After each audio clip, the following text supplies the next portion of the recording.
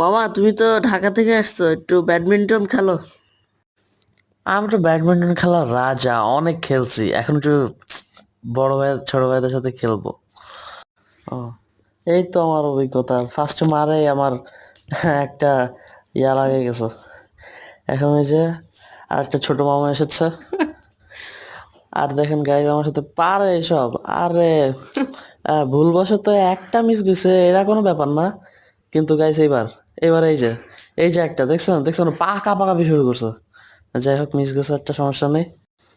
ঢাকা থেকে আসছি বলে কথা, এরা টাল্টো পাল্টো করলে হবে না। দেখছেন ওই যে বাইরে ফেলাই দিছি, পাওয়ার কি এসব, মানে ঢাকার মুরগি খেয়ে একদম হাতে, কি বলবো, 220 কেজির হাত হয়ে গেছে।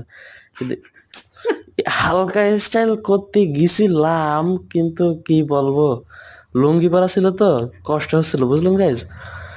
তাই দেখলেন ওই যে মারার পরে ওর কিন্তু চোখ আনতে আছে আমার।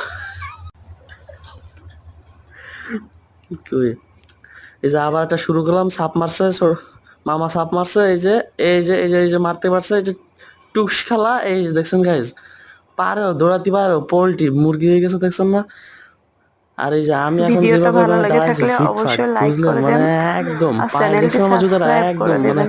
ধন্যবাদ। 2200 টাকা দিয়ে কিনেছি। আর গেঞ্জিটা দেখে আর লুঙ্গির অবস্থা দেখছেন গাইজ, পাগল, পুরা পাগল, ঢাকায় বলে